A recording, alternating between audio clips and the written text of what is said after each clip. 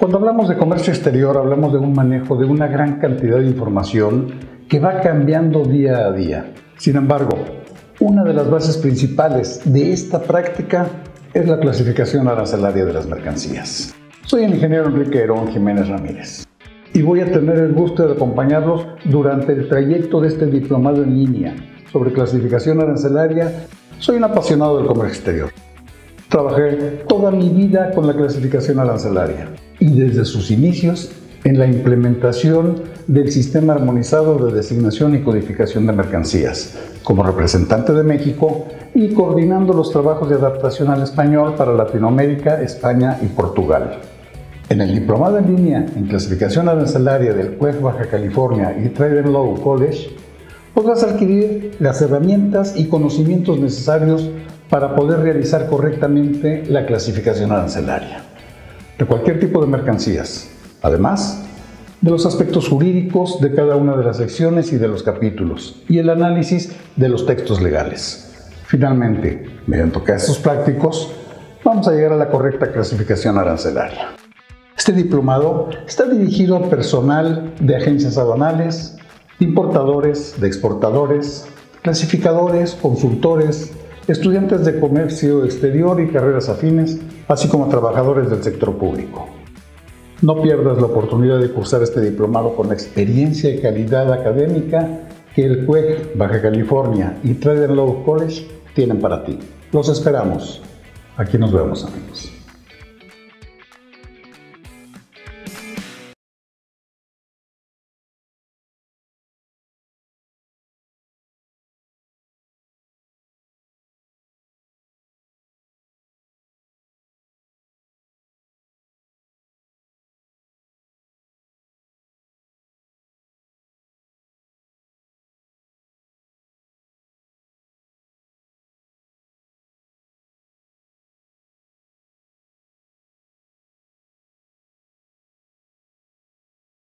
Hola, ¿cómo están? Buenas tardes, bienvenidos a Hagamos un Trueque, como saben, un evento de TLC Magazine México.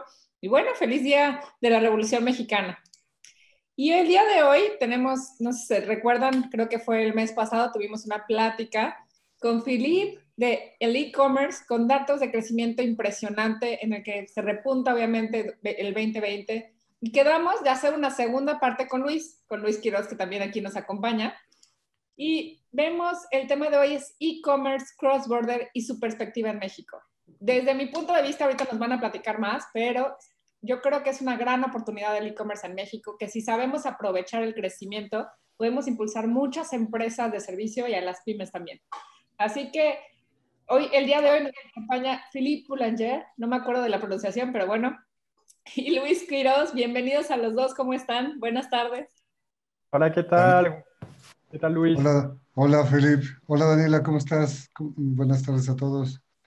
Doctor, ¿cómo está? Qué gusto. Gusto verlos. Me da gusto otra vez que estemos aquí haciendo un trueque. Y bueno, antes que nada me gustaría presentar su semblanza. Philippe Boulanger nació en el norte de Francia. Su carrera profesional la ha llevado a cabo en París, España, Miami y México. Luego de realizar estudios en marketing, observó a detalle que había que impulsar primero el sector de la tecnología de la información y luego el comercio electrónico. Dichas industrias tenían una aceptación lenta en México y representaba un área de oportunidad importante para divulgar. Se desarrolló profesionalmente en empresas especializadas en contenidos en el área de las tecnologías de información como IDG y NetMedia Europe. Desarrolló primero eShow en México y luego una comunidad de expertos de e-commerce denominada eLeaders. En su séptima edición, eShow México se ha consolidado como el referente de la industria de comercio electrónico en México, con importantes aliados estratégicos como la Asociación de Internet, Canacintra, la Asociación de Capital Privado, el Centro de Competitividad de México y el What One Foundation. Es vicepresidente de Comercio Electrónico en la Asociación de Internet México, plataforma desde la cual, con un espíritu de responsabilidad social y económica, impulsó la iniciativa de Mayo con Causa, que es un proyecto de colaboración conjunta para generar impacto positivo en la sociedad. Mayo con Causa cuenta hoy con los principales actores del mercado mexicano, Canaco, Canacintra, Consejo de Comunicación, Asociación de Internet y más de 40 empresas responsables del mercado mexicano.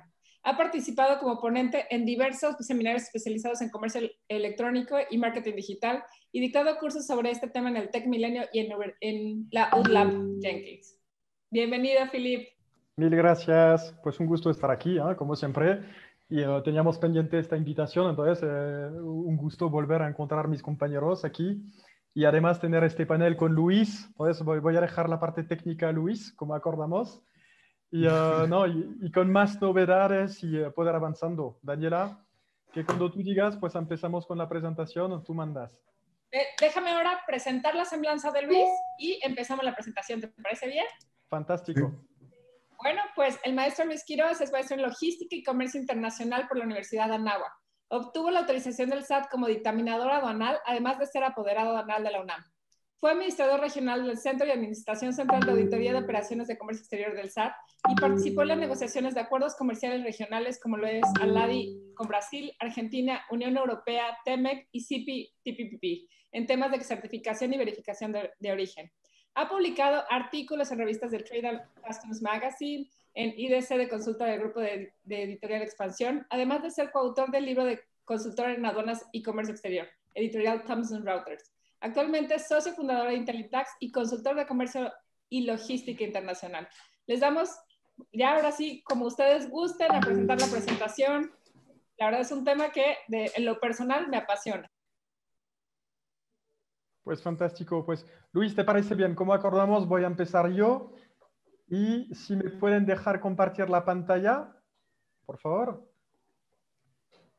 Y además es como estamos en una super época, porque ya oficialmente hoy es el último día del Buen Fin, ¿no? Como todos saben. Espero que todos compraron bien. Y les digo porque hubo muchas dudas. No sé si habéis escuchado que en el Estado de México se habló de 2 días adicionales y eso generó confusión entre todos los retailers que se preguntaban. Es como, a ver, ¿puedo hacer 2 días? Sí, 2 días no. Y al fondo es como, no, sobre todo no. No seguir con los 2 días, porque ni la Profeco, ni la Asociación de los Bancos, ni el SAT apoyan esos 2 días adicionales. Son 2 días de operación que dejaron en Ciudad de México, pero hubo una confusión ahí.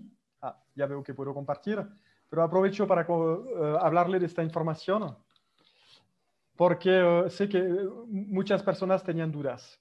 Entonces, hoy... Los ¿sí? que vivimos en la frontera, tenemos el Black Friday todavía. Entonces, para nosotros todavía se continúa una época de oportunidades de buenos precios. Pues mira, lo van a extender. Sí, sí, pero Black Friday, Cyber Monday, lo hablábamos con Amazon y decían es que el mes de noviembre es tremendo. Es como sobre todo para esas grandes empresas cuando tienen que sacar promociones todos los días para seguir el flujo, ¿no? Es como, es algo, ¿no? Entonces, hoy vamos a hablar de e-commerce cross-border y sus perspectivas en México, ¿no? Yo por mi parte, bueno, pues ya me presentaron.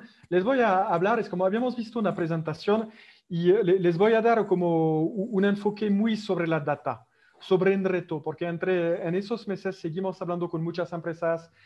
No hay data aún clara sobre cómo está yendo este 2020. O sea que nos falta información. Espero la semana que viene con la Concanaco, con el SAT, justamente a empezar a poder sacar estos datos. Sin duda es un momento muy importante. No sé si vieron las noticias de la semana, pero vimos que Amazon lanzó toda parte de farmacia. Vimos también que la Unión Europea demandó oficialmente a Amazon. Vimos que en Estados Unidos están demandando a las gafas sobre el tema de concentración de mercado y sobre todo en cuanto a data. Volvió a salir entonces con el debate de Estados Unidos, es como, eso se está moviendo, pero parece que sí, al igual que aceleramos en México, está acelerando en el mundo entero. Les quiero dar un dato que cheque justamente con el VP de estadísticas de la Asociación de Internet. Hoy en día, desde la Asociación de Internet, medimos que había 46% de las compras que se hacen en cross-border. De lo que mide, perdona, la Asociación de Internet. 46%, ¿no?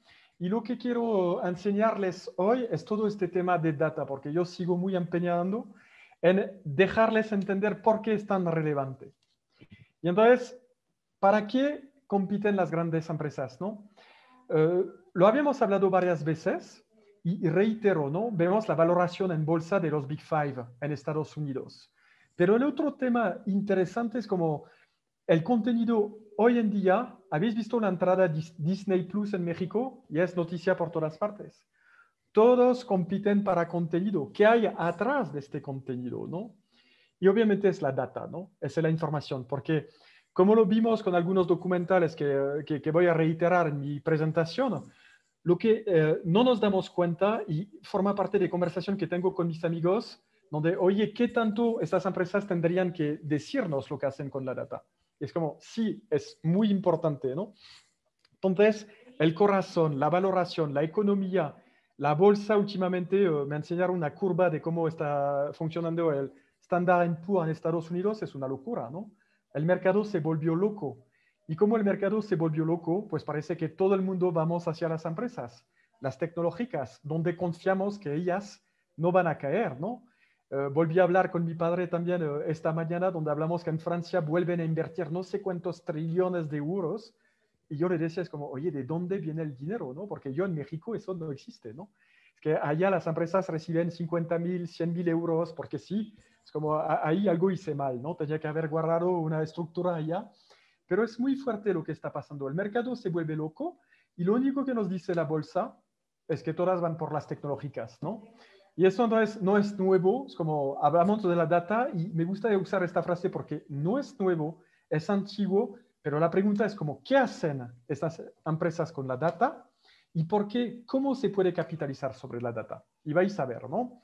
En esta presentación voy a entrar un poco más sobre el tema empresarial, pero hoy en día tanto Amazon, Facebook, Microsoft, pasó Twitter, ¿no? Con las elecciones americanas, ¿no? Sobre el tema de censura de Trump, se puso muy divertido.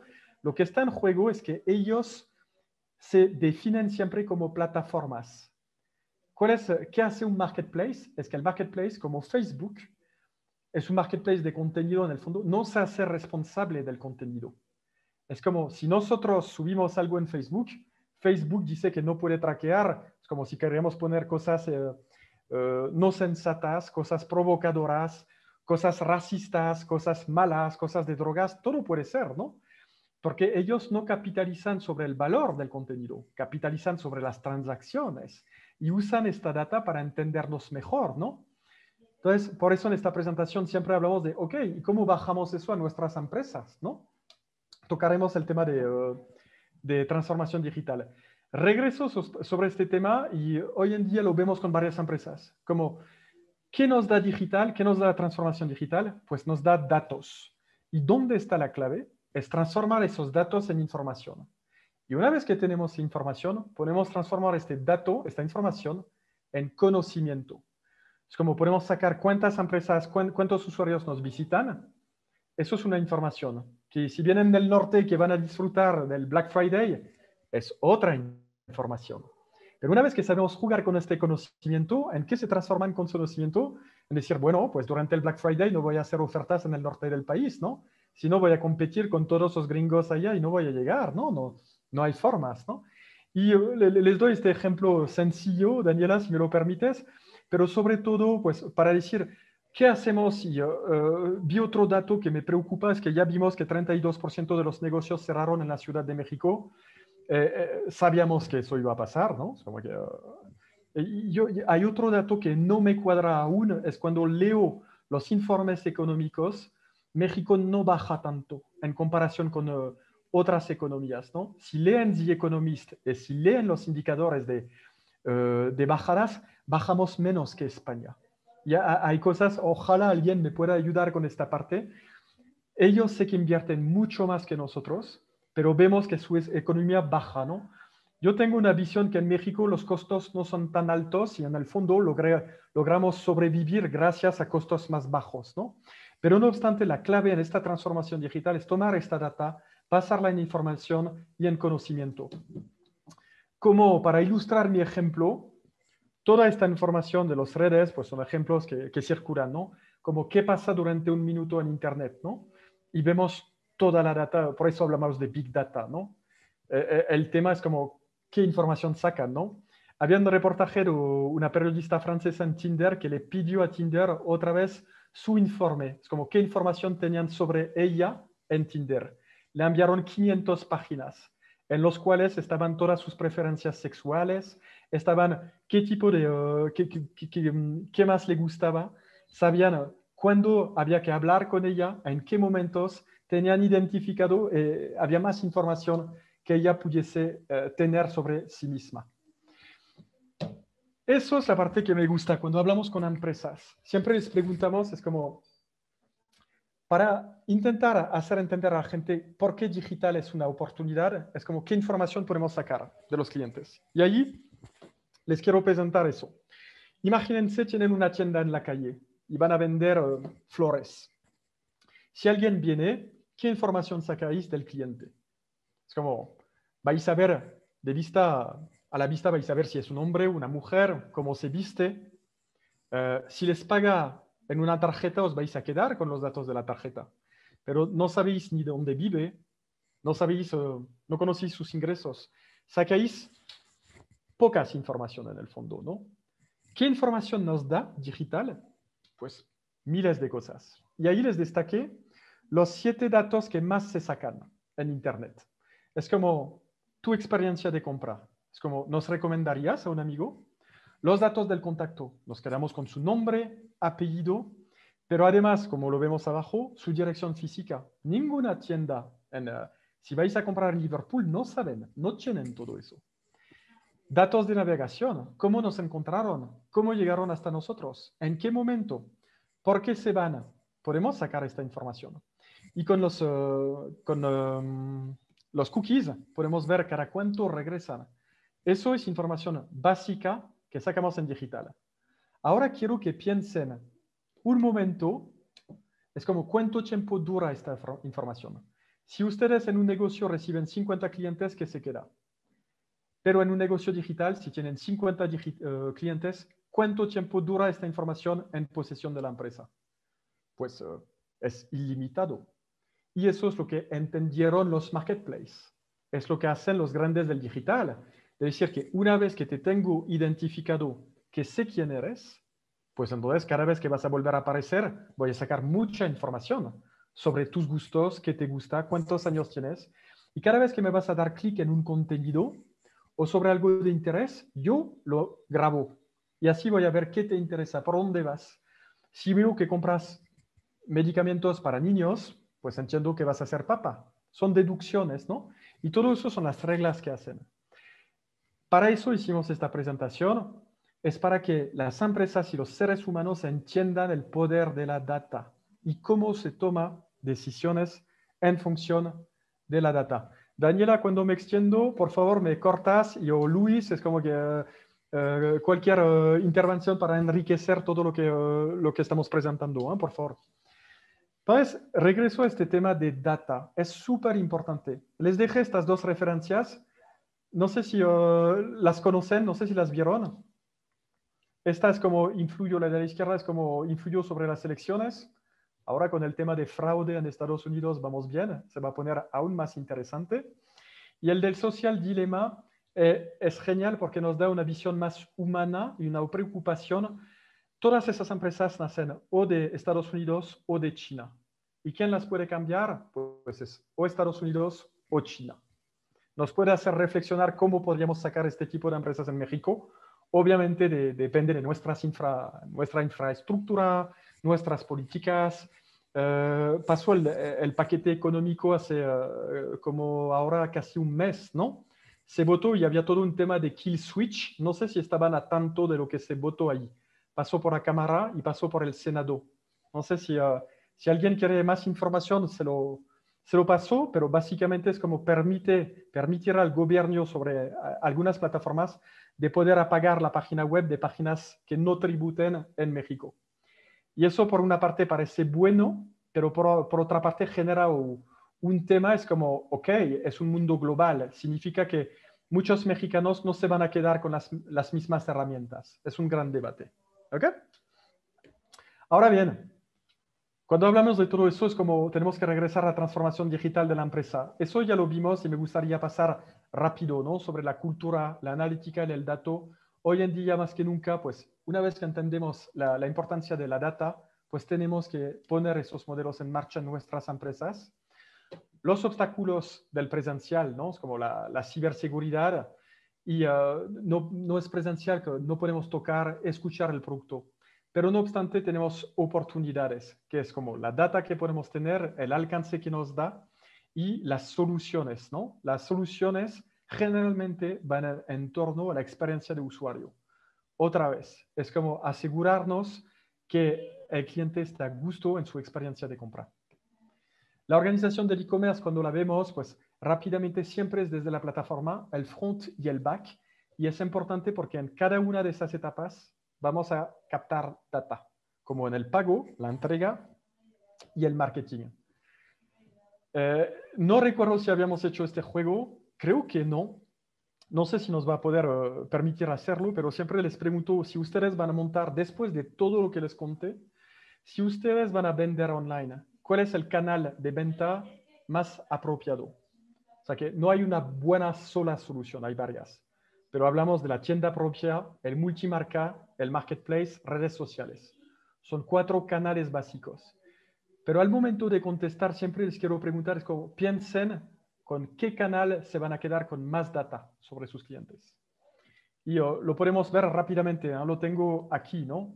Hicimos este ejercicio entre directivos de e-commerce de decir, ok, ¿dónde más información sacas? Entonces el D2C, se los digo, es direct to consumer, ¿no?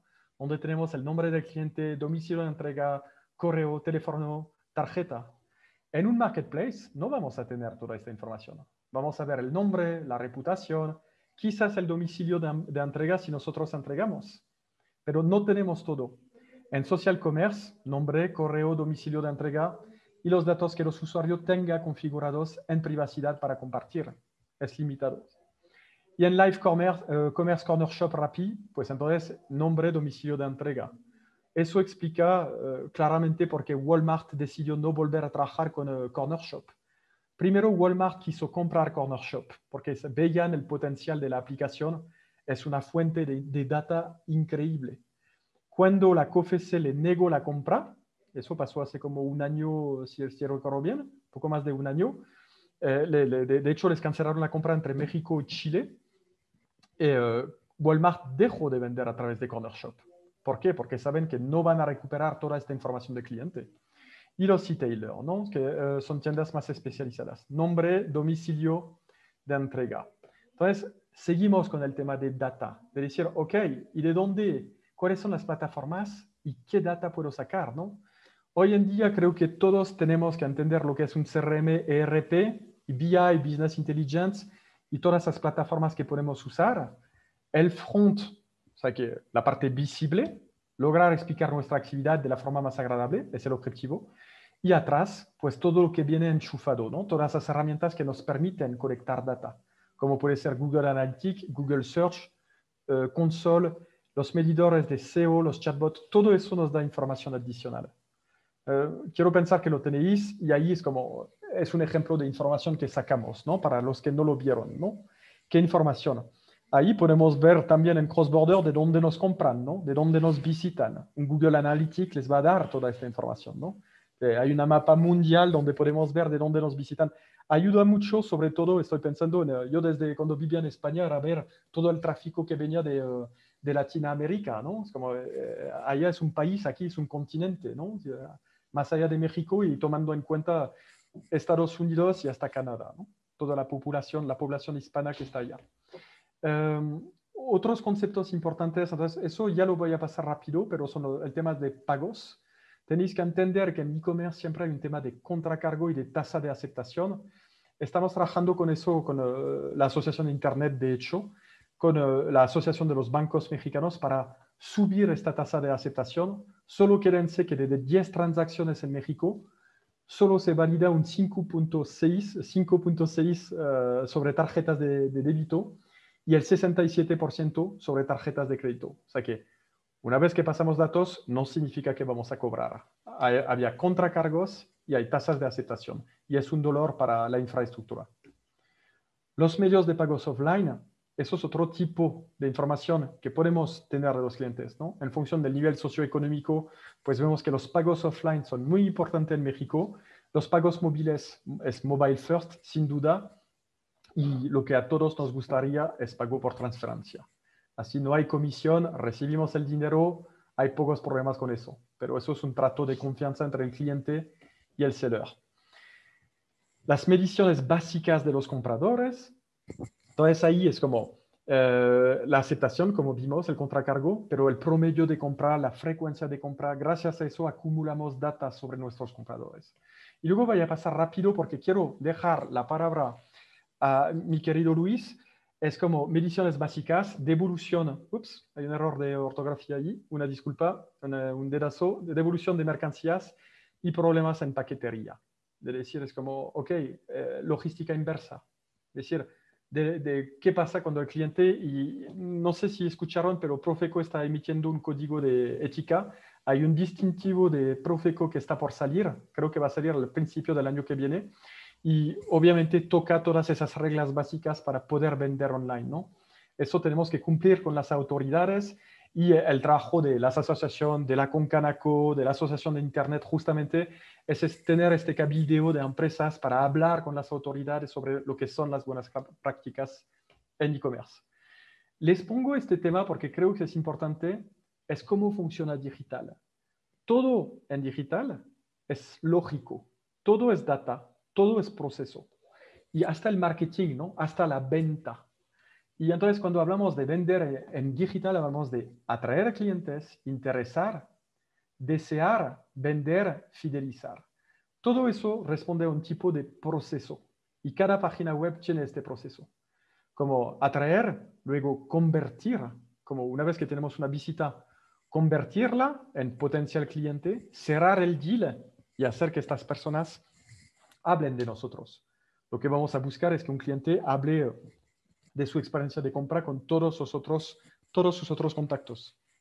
Ahí es donde entra social media, obviamente. Hay muchas herramientas que permiten eso. Y hablamos entonces de automatización de marketing. Es como incluso el marketing se puede automatizar. Como una vez que tenemos esos procesos segmentados, entonces hay acciones que salen solamente por digital, que no es un ser humano atrás, pero hay herramientas como tipo HubSpot. Hay un montón, ¿no?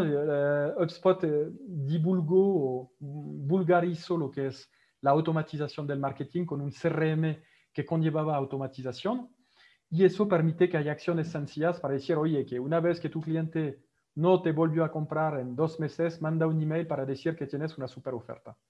Eso es el poder de, en el móvil lo que nos preocupa son las notificaciones, y en PC es lo que usamos con email marketing.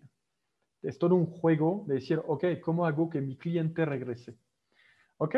Y en el marketing, pues las mediciones básicas, obviamente la tasa de conversión, es como en una tienda, ¿no? De 10 clientes que vienen en mi tienda, ¿cuántos compran? El ROI, eso significa si voy a invertir 10.000, ¿cómo hago para recuperar 50.000?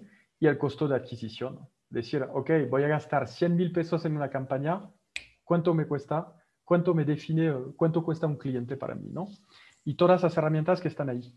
Y Daniela, yo por mi parte es como, tenía una parte de oportunidad, pero creo que se me va el tiempo y sobre todo creo que tenemos que entrar en materia con Luis. Luis. Gracias, Philippe. ¿Se me permiten compartir también? A ver, ahí está. ¿Ya están viendo la pantalla? Sí. Ya, voy un segundito.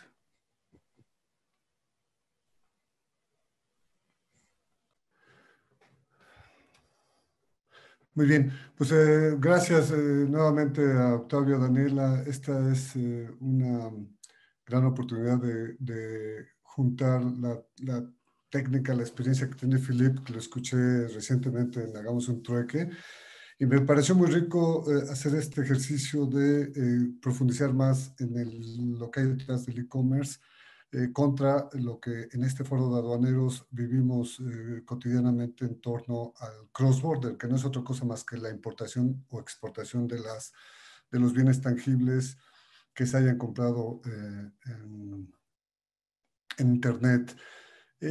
Mi experiencia previa a las compras online, les debo de ser honesto, no es muy frecuente ni con muchos ánimos de comprar, pero últimamente sí me he metido más por mis hijos, que son asiduos compradores en línea, y sin darnos cuenta, pues de repente estaban comprando fuera de México y la clásica pregunta, sabiendo que yo era aduanero, era ¿qué pasa cuando pasa, qué va a pasar cuando esta mercancía cruce la aduana, ¿no? Entonces yo les daba mis ideas y mis perspectivas de lo que podía pasar y ahora sí que sabe más un aduanero por viejo que por otra cosa. Pasó exactamente lo que les dije, salió más caro, no llegó en tiempo, le dije que no comprara ropa, compró ropa. Bueno, se podrán imaginar todo el fenómeno que hay detrás de esto, pero es una realidad, es un hecho que es una tendencia que debemos de ir atendiendo y observando. Y si me permiten, empezaría con este ejercicio, ¿no? Estas son mis reflexiones de lo que es el e-commerce. Obviamente es un fenómeno comercial, económico, de mucho marketing, de mucha tecnología, pero todo esto está influenciado por un tema de globalización. Yo recientemente he estado muy pegado al tema de la afición por la bicicleta y de repente, como dice Philippe en Facebook, la misma plataforma me está leyendo mis gustos por la bicicleta, entonces todo el tiempo me está mandando temas de consumo conforme a mi perfil. Bueno, esto no lo podría hacer si no hubiera esta globalización, porque justo las tiendas donde compro estos aditamentos para el ciclismo están fuera de México y lo curioso es que me lo ponen en mi idioma, me lo ponen en mi moneda. Hay muchos influencers que opinan sobre estos productos que a mí me gustan y bueno, vamos viviendo esta globalización sin darnos cuenta. En mi concepto, el e-commerce o ventas online es obviamente un marketplace, que son mercados en línea, redes sociales como Facebook, tiendas de marca ahora como Liverpool, etcétera, que ya van migrando el retail paulatinamente al e-commerce. Pero también hay plataformas interesantes como segunda mano. Acabo de vender una bicicleta en segunda mano y el día que lo puse, ese día lo vendí. Me pareció algo extraordinario utilizar estas plataformas. ¿Qué pasa? Pues es una compraventa virtual, no hay una experiencia tradicional de consumo como tradicionalmente lo vivimos, pero sin duda puedes encontrar mejores precios y incluso productos que no están en el mercado local. Ahora, esta definición que viene más abajo, yo creo que va a marcar esta plática en función a lo que es el cross-border. Una compra online cross-border es aquella que se realiza fuera del espacio o territorio aduanero del comprador, por lo que inevitablemente deberá someterse a un proceso de importación bajo la legislación del país desde donde fue hecha la compra. Nosotros en este foro aduanero lo entendemos fácilmente que cualquier compra tendrá que pasar inevitablemente por las aduanas, pero un consumidor ordinario promedio de las compras online no acaba de entender este proceso. Para él el proceso de traerlo a México no es otra cosa más que una empresa de paquetería o mensajería. Difícilmente logra conceptualizar que tiene que pasar necesariamente por una aduana y por sus procesos que llevan correlacionados. Continuando la lámina, la mayor parte de estas compras online se hacen, según estadísticas, por un teléfono celular. Y lo resalto porque más adelante voy a dar unas cifras del número de smartphones que hay en México y entonces puede ser una lectura muy gráfica de la prospección o el futuro que tiene las compras online cross-border. Respecto a los pagos, bueno, ya lo dijo mucho, muy atinadamente Philippe, hay varias formas de hacer los pagos, pero a mí tendría que resaltar el tema que yo aplico por resguardar los datos de mi tarjeta, la vinculo a la plataforma, al medio de pago PayPal, que se me hace extraordinariamente bueno. Por último, sobre esta lámina, pues nada más tendría que decir que hay tendencias, ya lo dijo Philippe, que una tercera parte de las compras online ya representan una tercera parte, perdón, del cross-border. Si me permiten, entonces ya entraríamos en materia ya como aduaneros de lo que es propiamente el cross-border. Comentaba el secretario general de la OMA que esta expansión del comercio internacional ha incentivado grandes oportunidades en la economía mundial, sobre todo por estas nuevas formas o vectores de crecimiento del modelo de venta no tradicional. Es decir, sin duda muchas empresas que están en el retail podrán ir migrando paulatinamente para extender sus mercados de manera natural fuera de su país inclusive. Esto hace que haya un reto muy importante en la OMA para poder hacer un enfoque integral, armonizado, que haga unas soluciones distintas, innovadoras a las autoridades aduaneras, para que lo vean desde esta perspectiva y hagan una distinción, y creo que estoy de acuerdo con el secretario general, de que obstruir el comercio online pues, sería en detrimento de este mismo crecimiento natural del e-commerce.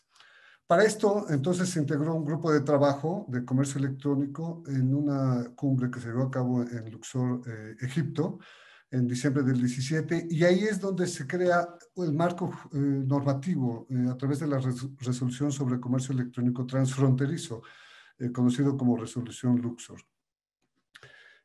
Reconociendo que ha habido este precedente de la forma en cómo se ha revolucionado la expansión del comercio en ventas online, empezaron a surgir varios conceptos que me parecen interesantísimos en función a cómo interactúas con la contraparte en una plataforma de esta naturaleza. Entonces, crean conceptos como el B2B, el B2C, B2G, etcétera, pero yo resaltaría el consumer to consumer, que para nosotros, antes de que fuera el boom de las empresas de mensajería y paquetería, era el esquema tradicional de mandarle algo a alguien en el extranjero, particularmente un pariente en Estados Unidos, si me permiten el ejemplo. Yo veía C2C de manera muy ordinaria. Tengo un pariente en Estados Unidos y yo le voy a enviar algo que no tiene por sí solo un efecto transaccional, pero sí un efecto logístico y de aduanas. Cuando empecé a ver todos estos nuevos conceptos, me di cuenta de la enormidad sobre todo de la logística en el e-commerce cross-border, y más adelante abordaremos un poquito más de este tema. Finalmente, esta expansión hace que está afectando a todos los países y jurisdicciones que estén inmersos en este procedimiento, y reconocen también que hay una ausencia de normas sobre la materia. Bueno, ¿cuáles son las características del comercio electrónico transfronterizo? Bueno, son obviamente pedidos, pagos en línea, etcétera, mucho de lo que ya platicó Philip. La peculiaridad es que son envíos fuera de tu territorio aduanero, fuera de tu país, fuera de tu continente, en el caso de Europa. Son obviamente bienes tangibles. Parte de lo que les comentaba hace rato, tienen carácter comercial y no comerciales. Esa es una distinción que en la norma, en la legislación mexicana, ya lo vamos a ver más adelante, creo que sí se ha plasmado esta diferencia entre lo que es comercial y lo que no es comercial, facilitando en todo momento la importación en su proceso debido. Otra característica es que son envíos más pequeños, y esto me consta. Sí, yo estando en la aduana de Toluca veía en el recinto fiscalizado de FedEx cómo cuando llegaba el avión descargaban cajas y cajas y cajas en estas líneas o bandas sin fin, y eran cajitas pequeñas. Realmente yo creo que sin temor a equivocarme, más del 80-70% de los envíos deben de pesar menos de 20-25 kilos. Y esto hace que sea un manejo exponencial de la mercancía de comercio exterior. No deja de ser otra cosa más que comercio exterior. También el sector privado ha estado más involucrado en este procedimiento.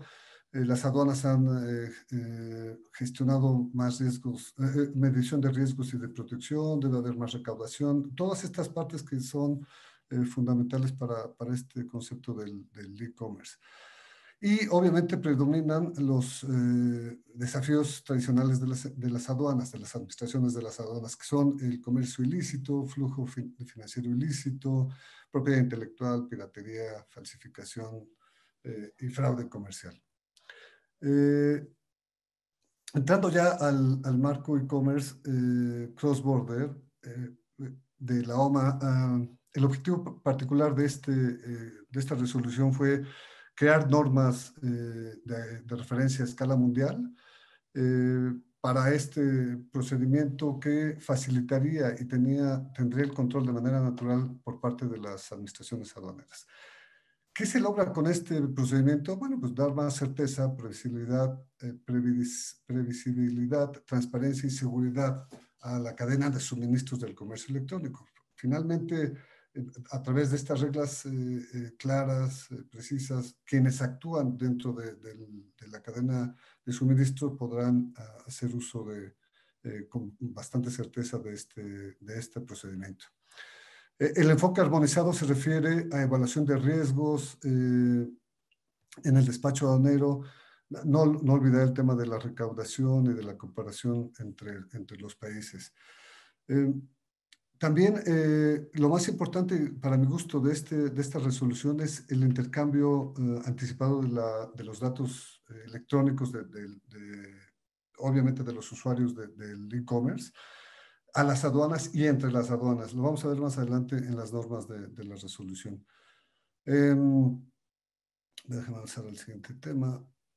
Los 8 principios fundamentales de este acuerdo marco, obviamente vinculados a lo que les decía, los datos anticipados, datos electrónicos, facilitación y simplificación a través de estos procedimientos. No es una importación ordinaria, sí debe de tener un énfasis de facilitación.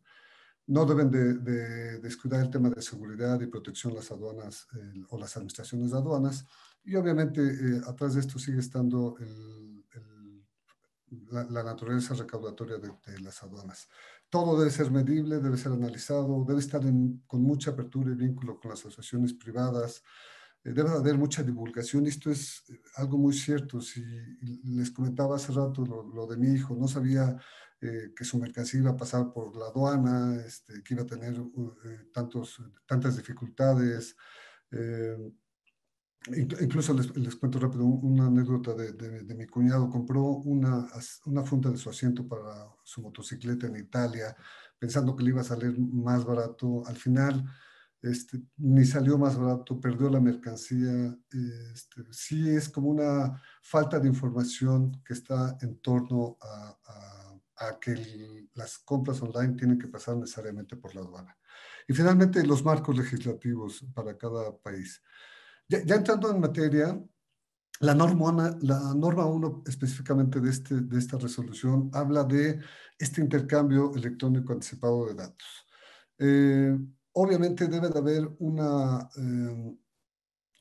normativa que está ya plasmada en esta resolución de la OMA, en donde las autoridades podrán intercambiarse preventivamente, anticipadamente, esta información electrónica de los datos de los usuarios, remitente y destinatario. Más adelante vemos la siguiente norma, va a ser una programación de modelos de riesgo. Pero en esto se pretende tener, obviamente, la facilitación y el control por parte de las administraciones tributarias o aduaneras. La segunda norma habla del uso internacional relativo a los datos electrónicos anticipados. Es decir, cómo esto que le platicaba en la norma primera debe ser aplicada a las políticas públicas nacionales de cada país que adopte esta resolución y tratar de ser eficientes y armónicos en la facilitación y el intercambio anticipado de la información del dato. La tercera norma habla de gestión de riesgos, es decir, cómo crear estos modelos de riesgo para facilitar el cruce de la mercancía o de los envíos que tienen bajo ciertos parámetros un riesgo mínimo y que sea fluido conforme a las políticas y a las tendencias de la paquetería en todo el mundo. Obviamente parte de su marketing y de su éxito es que te están garantizando que en 2, 3 días o 4 días está entregada la mercancía en tu domicilio una vez que hagas la compra. Pues parte de esto tiene que ver con este modelo de riesgo y por eso el interés de muchas empresas de estar en constante comunicación con las autoridades para tener esta facilidad administrativa en los riesgos mínimos de sus envíos.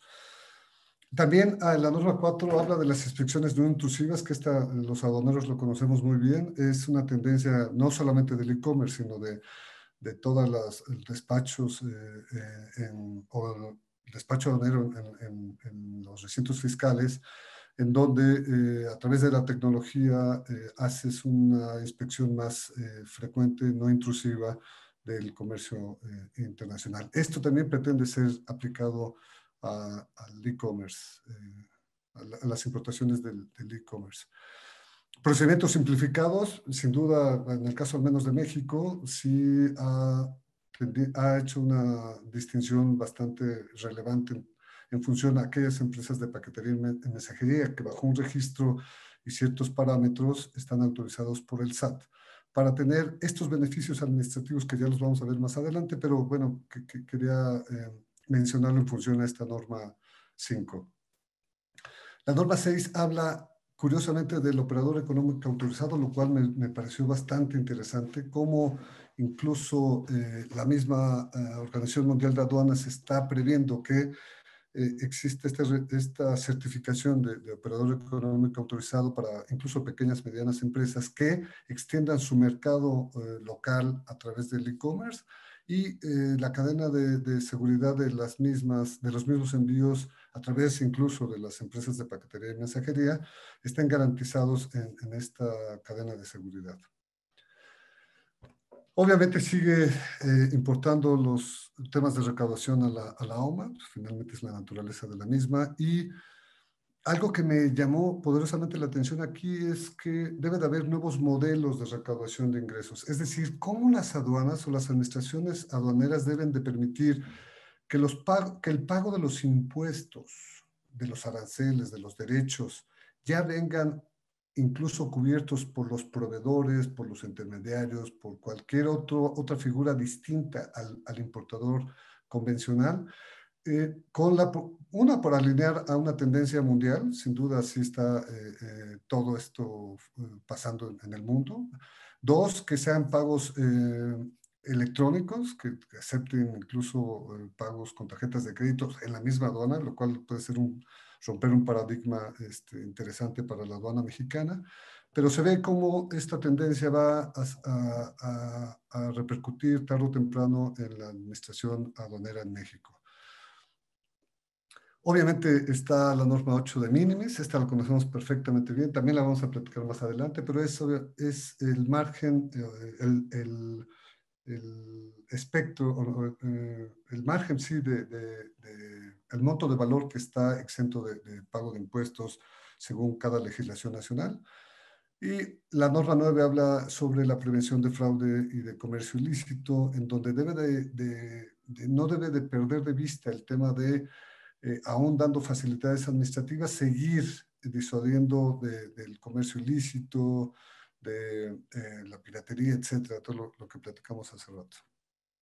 La norma 10 habla de esta cooperación interinstitucional, intercambio de información que deben de tener no solamente las administraciones aduaneras en el mundo, sino también inclusive otras administraciones de gobierno que puedan abonar para cubrir ciertos intereses sobre su esfera, obviamente, de actuación.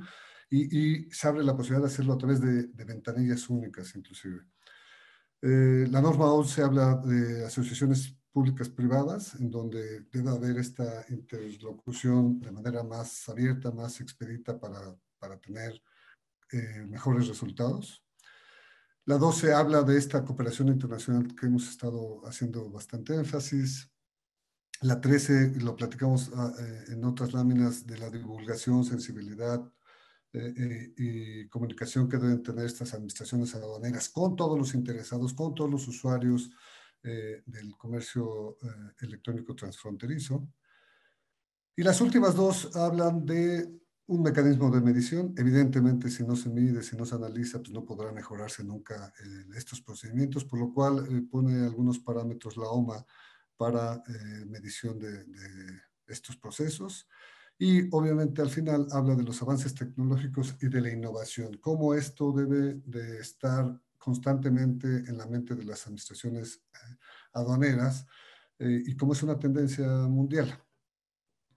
Este es el preámbulo para hablar también de cómo se aterriza todo esto que platicamos, incluyendo lo que decía Felipe al principio. Él hablaba mucho de estas tendencias, de cómo las analíticas, los datas, etcétera, te van invitando, porque no es otra palabra más que invitarte a que hagas estas compras en línea sin saber qué tienes que pasar con todos estos procedimientos que hemos estado platicando, y invariablemente tiene que caer en el embudo de la aduana mexicana. Bueno, para estas condiciones de logística, se prevé que las empresas de mensajería y paquetería estén registradas en un procedimiento de simplificación de despacho aduanero, y lo abordaremos en 5 temas de manera rápida. El primero habla del concepto de empresa de mensajería y paquetería. Bueno, estas son empresas morales que deben de tener residencia en México, y hago énfasis en que deben tener una autorización por parte de la Secretaría de Comunicaciones y Transporte para que presten de manera permanente al público de servicios de transporte internacional express, y ser el interlocutor entre destinatarios y remitentes, ya sea por mercancías o por documentos. En el concepto ordinario de lo que es una empresa de mensajería fuera del tema aduanero es el porte de paquetes debidamente envueltos, rotulados, con embalajes que permite el traslado y que se preste a terceros, y aquí viene lo interesante, en caminos de jurisdicción federal, comprendiendo la recolección, traslados, rastreo, reparto y entrega en tiempos predeterminados de paquetes de manera expedita.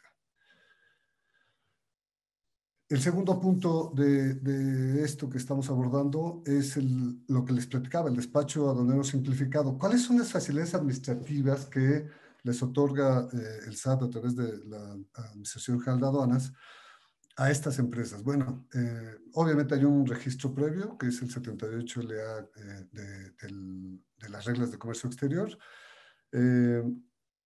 Se debe de realizar a través de la figura tradicional de un agente aduanal, de algún apoderado o representante legal.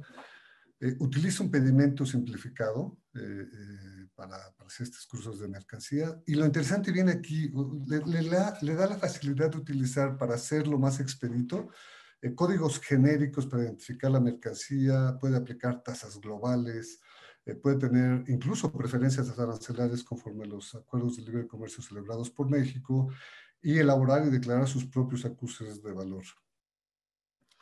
En la elaboración del pedimento simplificado, como conocemos, la clave es T1. En el mismo documento podrán amparar la importación la importación de diversos destinatarios, a los cuales solo se les entrega una copia simple.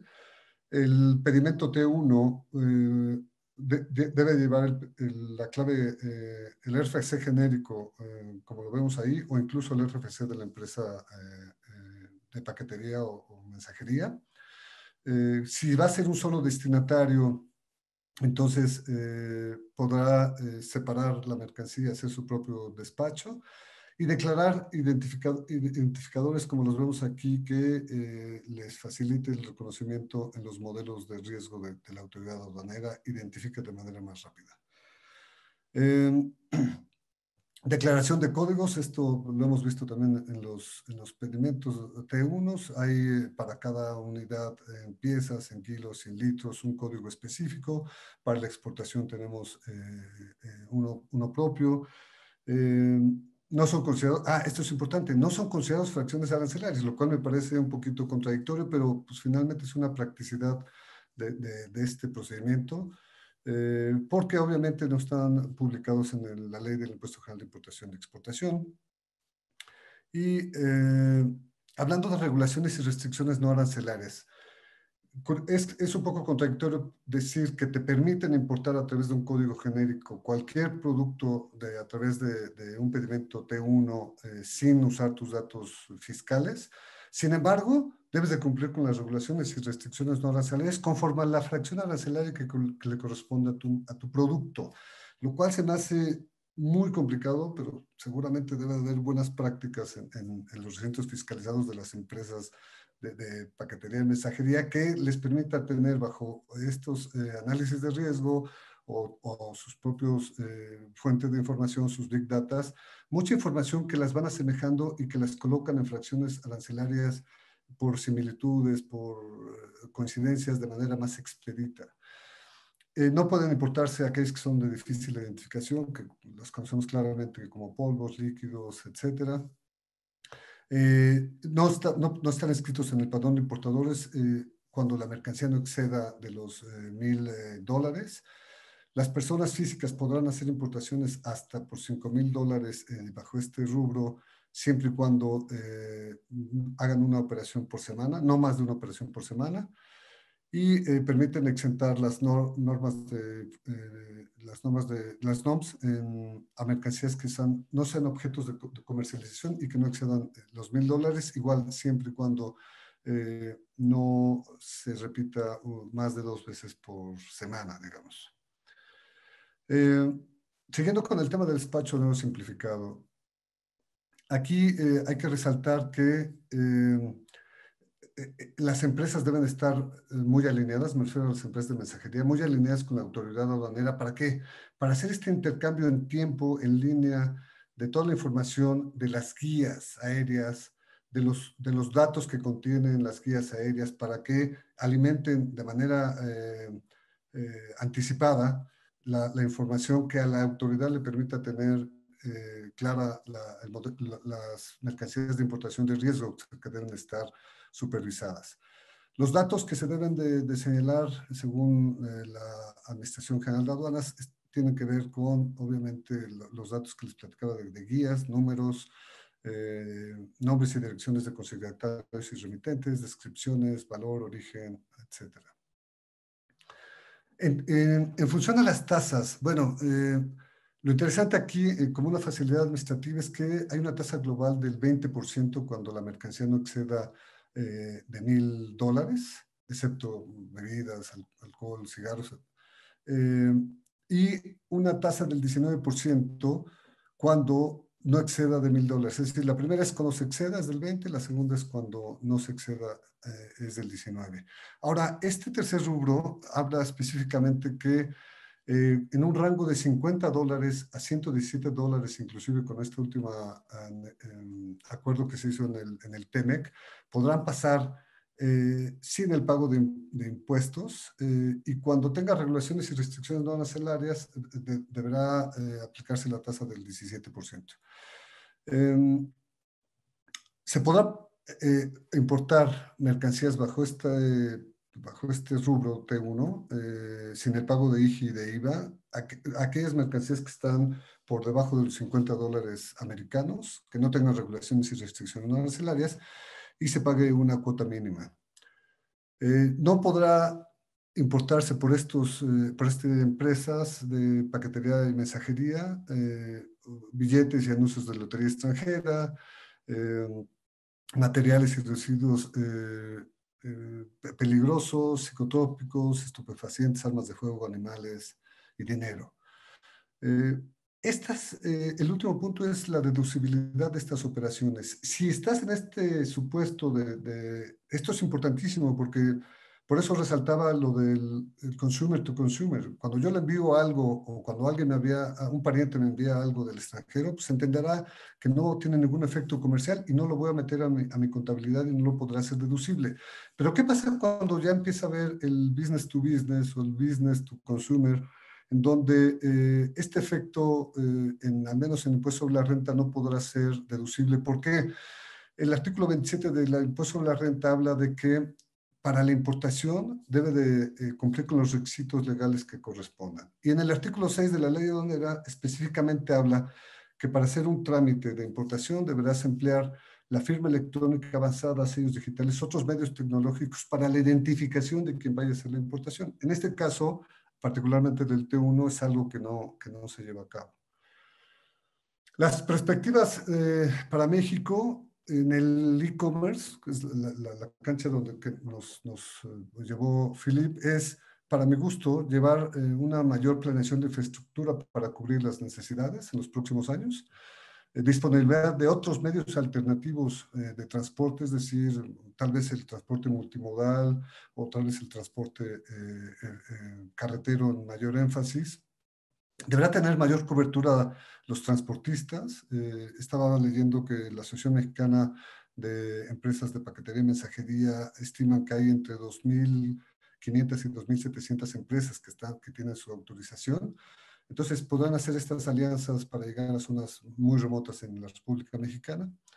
Debe haber disponibilidad de envíos y de entrega a un costo competitivo. Debe haber mayor capacidad de recurso humano, no solamente para manejar el e-commerce, sino para manejar temas aduaneros vinculados al e-commerce. Debe de haber operaciones logísticas. Esto es importantísimo para el manejo de devolución, y no sé a rato si Philippe me da alguna idea de lo que es el proceso de devolver un producto que no haya sido o que no haya sido consumido, haya sido defectuoso o no haya cubierto las expectativas del consumidor final y que decida devolverlo al extranjero. La verdad es que no me puedo imaginar cómo devolverlo y cómo pasar nuevamente la aduana o llegar a la aduana de origen en su momento sin el costo arancelario por hacer este procedimiento. No creo que haya hoy día algo que lo pueda vincular, salvo que esté equivocado, ¿no? Habrá que verlo. Seguridad del transporte y entrega de mercancías, eficiencias en los procesos aduanales y certeza de los costos logísticos.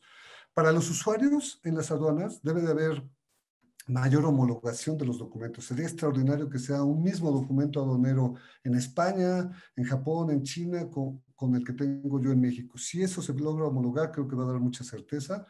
Debe de haber mayor velocidad en el despacho. Una vez que tengamos todas estas facilidades administrativas y homologaciones, debe haber más comunicación con los couriers. Yo no sé si les ha pasado, pero si tienes tu mercancía atorada en la aduana, es imposible que puedas hablar a un call center de un courier y que te dé exactamente el estatus de tu mercancía. Te pueden decir cualquier cosa, pero ni ellos mismos saben qué pasa si está atorado por un tema de piratería, de revisión intrusiva por parte de la autoridad aduanera, etc.